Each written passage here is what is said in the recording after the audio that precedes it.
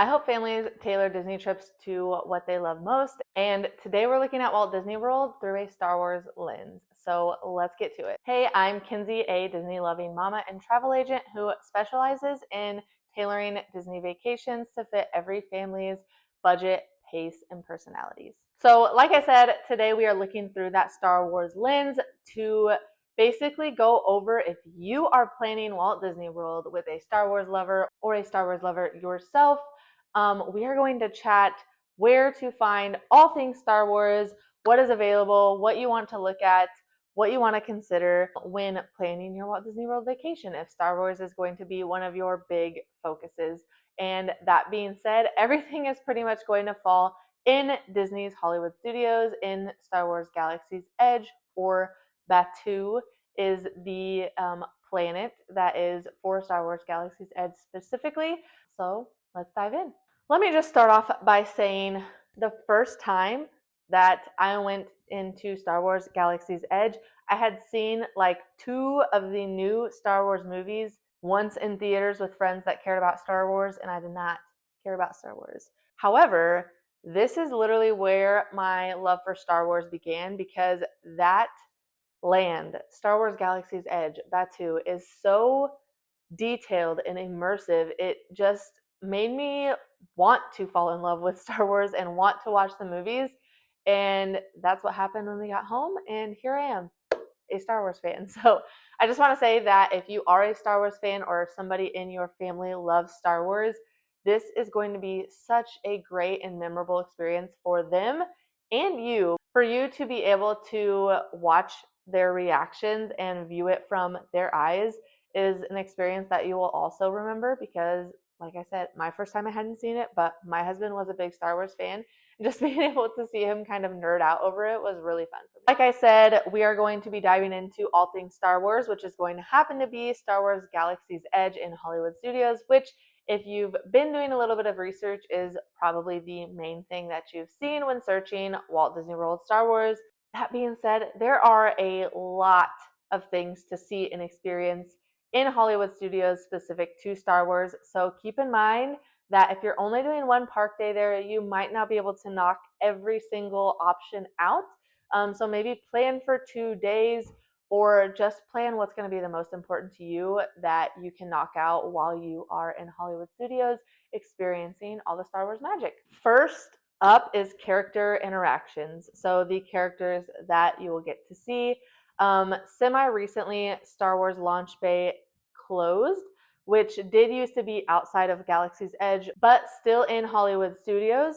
And it did have a couple characters and just different things that you could walk through and see. However, with that being closed, the character side of things, that is only going to fall in that Star Wars Galaxy's Edge now, where you can see characters roaming or doing little skit shows, different things like that. So some of the characters that you'll be able to see in Galaxy's Edge include Rey, Chewbacca, Kylo Ren, some of the Stormtroopers, and even a little bit more recently, you can also see the Mandalorian and Grogu. They will roam around at different times throughout Star Wars Galaxy's Edge, and like I mentioned, they will even do some like small skit shows. Typically in front of Kylo Ren's ship, there's going to be like Kylo Ren and the Stormtroopers. Mission transmitting to the Resistance. Extract the transmission logs from that data pad. Even a couple other characters doing a little show there that you can catch, and usually have some fun interactions with them as well, if you are kind of upfront and somebody that they select to interact with. So keep that in mind. As far as coming across the characters themselves, a pro tip to make sure that you're doing whatever you can to see them. If you go to the characters in My Disney Experience, for some of those, you will be able to see like what characters are going to be out, slash when they'll be out, slash where they'll be out. So it kind of gives you an idea of when and where to be on the lookout for those specific characters, depending on who they're specifically showing on the app and who you are looking to see. Next, we're going to dive into some of the Star Wars attractions and rides that are available at Hollywood Studios. There's a total of 3 Star Wars themed rides in Hollywood Studios. 2 of those are in Galaxy's Edge. One of them is outside of Galaxy's Edge, as it was there before Galaxy's Edge was created. So we're going to dive into those, starting with Rise of the Resistance. This is probably the most popular one by far. It's a super unique experience, and there's typically a lot of people trying to go after this one. As an FYI, the height requirement for this ride is 40 inches, so that's something to keep in mind if you have a younger Star Wars lover in your family. They do have to be 40 inches to ride this one, but overall, it is popular for a reason. It is my favorite Star Wars ride. It is extremely immersive everywhere. So everywhere, including the queue, to the rides. Even when you're technically still waiting to get on that ride vehicle, the queue itself is so immersive that it feels like you've technically already started the rider experience. As a high-level overview, without really any spoilers, basically you are with the Resistance, you get captured by the First Order, Kylo Ren tries to keep you there, and then they go to break you out. So like I said, I don't want to spoil anything too crazy, so I will leave it at that. However, I will give you a heads up here. The cast members that are involved in the queue of this ride, since it is an immersive queue that basically leads up to the ride and is part of the attraction, they are in character as members of the First Order. So I've seen like things on TikTok or even heard comments when I'm in line about cast members being rude. And I just want you to know they probably do come off as rude, but they are in character as essentially the villain in that scenario. But they are definitely in character as part of the First Order in that attraction. So no, they are not being rude to you. I mean, maybe they are, but it's part of the experience. It's not just a rude Disney cast member in line. If you plan to take your littles and you don't care about spoilers or you're not worried about that, maybe watch the ride beforehand. It's a trackless ride. There's nothing super, super crazy, but you are being broke out. So there's some experiences that they might not like or might scare them just a little bit. And then towards the end, there is a drop. So if that is not something that you or someone in your party might enjoy, just something that you might check out ahead of time to make sure you're not caught off guard. Next up is Millennium Falcon Smuggler's Run. I know this is another popular one with Star Wars fans. I personally am not a big fan of this ride, but I will say if it's something where you're obviously wanting to experience all things Star Wars, it's you inside the Millennium Falcon, so you definitely should do it. The height requirement for this one is a little bit lower at 38 inches. And then just kind of what to expect. Like I said, you are in the Millennium Falcon. You're essentially driving the Millennium Falcon.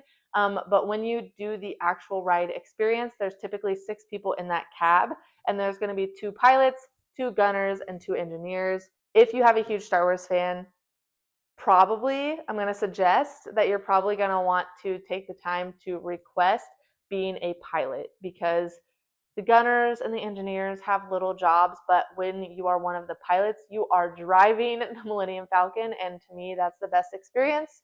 And being one of the other ones is why I don't really want to ride it a second time. So take that with a grain of salt, but I would request a pilot if you have a big Star Wars lover in your family and you're wanting to get the full experience of that Millennium Falcon ride. If you are a Mandalorian fan, just as a heads up, at the end of May, they will be adding a Mandalorian Grogu mission to Millennium Falcon Smugglers Run as one of the options. So get ready for that. Okay, jumping out of Galaxy's Edge for a second, going to our third and final attraction is going to be Star Tours. The adventure continues. The height requirement for this one is 40 inches. Just like Rise of the Resistance. This one you'll be getting in a Star Cruiser with a familiar face as your pilot, and basically having that ride spaceship experience through different scenes of Star Wars or different Star Wars scenes. You do wear 3D glasses in this one, and it's like kind of a simulator ride. So it does sometimes cause people motion sickness. So definitely be aware of that. Maybe watch a ride through on YouTube if you want to see how jolty, shaky it is, or, just prepare and take some meds before, depending on how your motion sickness gets. But definitely something to be aware of on that one. Like I said, for this ride, you're kind of going through some different Star Wars themed scenes. There are 250 storyline options, which really makes this ride unique because you're not going to get the same experience over and over and over again. You could ride it 5 different times in the day and you're going to have 5 different combinations of those storylines. You might get one on the first ride that you get on the third ride as far as like one of those sections, but you're not going to get the same combination each time. So that is actually one thing that I really like about Star Tours is it is one of the lower wait times in the park. So especially as a Star Wars fan, if you want to ride that a couple times and see some of the different scenes, you know that you're going to get a different experience each time and not have to wait a super long time. Okay, now that we've wrapped that up, we're going to dive into some of the Star Wars themed food options or food options in Galaxy's Edge. I will say most of these are quick service locations, so you can go in and order or even mobile order, which I suggest if that's an option, depending on where you're wanting to order from, some like kiosks and stuff like that. So some of those include Docking Bay 7, Food and Cargo, Bronto Roasters, Cat Sokka's Kettle, and of course the milk stand where you can get that blue or green milk. Outside of quick service and those kiosks, one of the last dining options and most immersive in the Star Wars Galaxy's Edge is going to be Oga's Cantina. If you've seen Star Wars, you kind of know what that cantina vibe is about. You get to experience this. It comes to life for you inside of Oga's Cantina, and it's honestly a really fun experience. So I know with saying cantina, you're like, oh, it's a bar. And yeah, it is. It is a bar. There's adult beverages in there. You can get different cocktails. They have some exclusive beers in there, but they also have other options outside of alcoholic drinks and even some snacks. So kids are welcome. If you have any kiddos that are huge Star Wars lovers, you can still take them in there. While the adults in your party grab something to drink, it's still a really fun experience to get into that cantina because that is such a unique experience to those Star Wars movies. A couple notes here and disclaimers. One, they do take walk-ups, but I do highly suggest getting a reservation, especially if this is something you know you want to do. Go ahead and just get a reservation and make sure that that spot is secured for you and your family. Two huge FYI disclaimer here. Do know that if you plan on going into Oga's Cantina, it is not all seated options. You are not necessarily going to get a seat to sit down in the cantina. A lot of those tables and reservations include standing only, like standing at the bar, high top tables with no seats. So just know, I wouldn't say don't do it because of that. Just know that our first experience, we did not realize this. So it was definitely a bummer to go in there thinking we were going to get off our feet for a second. And then we had a standing spot at the bar. So not a deal breaker, but definitely something to be aware of, especially if you're going in there with kiddos. You're not necessarily going to get a seat. Honestly, you most likely won't get a seat because I feel like there is more standing room than seating options in there. Last but not least, we are going to touch on some of the unique Star Wars experiences that are offered in Galaxy's Edge or around Hollywood Studios. So one of the most popular options is building your own lightsaber. Before I dive into that, I'm going to drop some details here just so you can get an idea of pricing and kind of what is included in that experience. But over at Savi's workshop, you can have a unique experience of building a very custom, very authentic lightsaber. And so this is huge for those big Star Wars fans, being able to put the crystal in there, choose the crystal, put the lightsaber together, and just really have that experience. That is a very popular option. It is something that you have to reserve 60 days out. So just make sure that you are aware of all of that. If you work with a travel agent, they can help you with that, give you tips and tricks as to getting that reservation or even help you get that reservation so you don't have to worry about it.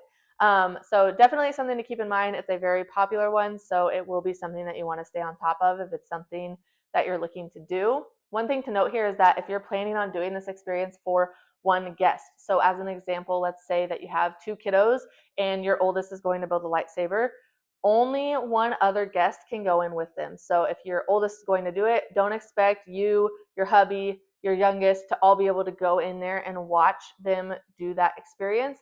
It is only the person who is doing the experience and one guest that can go in with them. Next is Droid Depot, where you guessed it, you can build and customize your own droid. Then once you build it, you can even have it roam around Galaxy's Edge with you. I will say this would probably be my go-to. I haven't done any of these unique experiences myself yet, but I have talked to my husband about it, and I do love Star Wars, but I honestly don't care that much about having a lightsaber because I'm like, what am I gonna do with it after? I mean, even displaying it would be kind like somewhere would be, I don't know, just not, it doesn't seem as intriguing to me, but building a droid that like can be completely customizable, it can be kind of like staged or put up somewhere, and it does even come with a remote control. So I just think that that would be my option personally, but just know that along with the lightsaber building are two super unique, fun experiences for the Star Wars fan in your travel party. And then lastly, to build off the lightsaber experience, if this is something that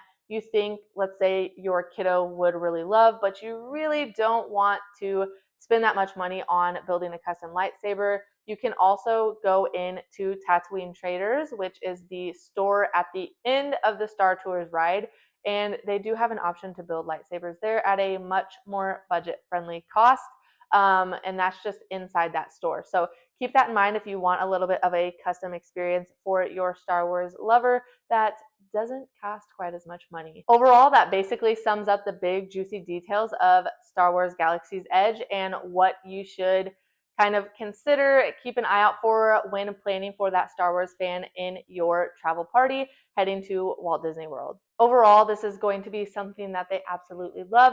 Star Wars Galaxy's Edge is such a great experience. There's so many unique things to do, and of course, with all the attractions, food, characters, even outside of that, just the land itself and the immersiveness, there's different shops. It's just an overall amazing experience, especially for someone that is into and in love with Star Wars. Speaking of merchandise, yes, there are shops around Star Wars Galaxy's Edge, but outside of that, if you're looking for something a little bit different or looking for something a little bit more your speed, there are multiple other options, even outside of Galaxy's Edge, still in Hollywood Studios on Hollywood Boulevard, or even at Disney Springs, the dining and shopping area.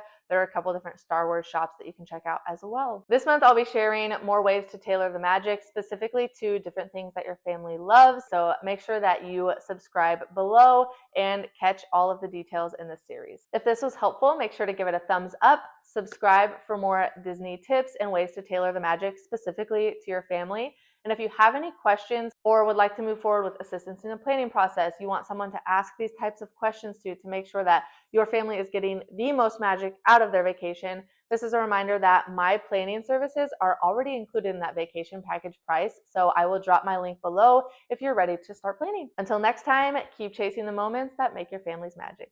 Bye.